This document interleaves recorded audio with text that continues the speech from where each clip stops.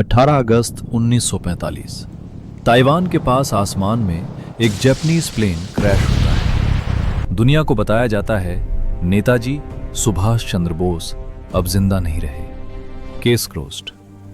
लेकिन क्या सच में ये वही नेताजी थे जिन्होंने आजाद हिंद फौज बनाई, ब्रिटिश राज को सीधा चैलेंज किया और कहा तुम मुझे खून दो, मैं तुम्हें आजादी दूंगा।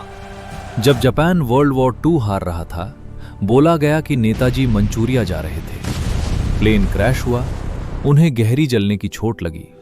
कुछ घंटों बाद हॉस्पिटल में उनकी मौत हो गई।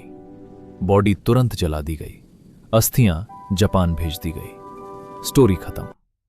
पर यहीं से सवाल शुरू होते हैं, कोई कंफर्म्ड बॉडी प्रूफ क्यों नहीं मिला?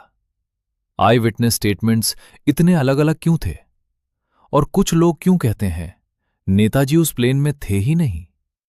इंडिपेंडेंट इंडिया ने 3 इंक्वायरीज बिठाई, शाहनवाज कमेटी, खोसला कमीशन और फिर मुखर्जी कमीशन।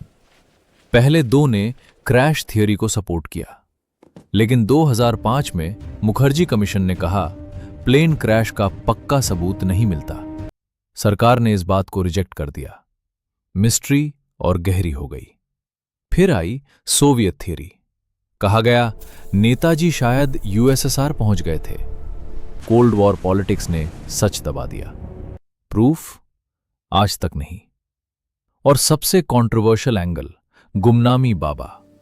उत्तर प्रदेश के एक रहस्यमय संत जिनके पास मिले कुछ लेटर्स और चीजें नेताजी से जुड़ी बताई गई।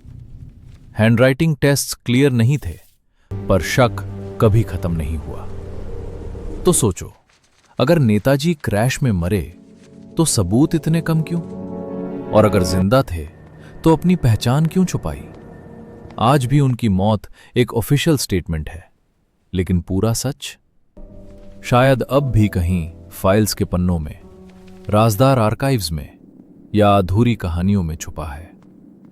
सवाल अब भी वही है, क्या नेताजी प्लेन क्रैश में मरे या इतिहास ने हमें अधूरा सच बताया?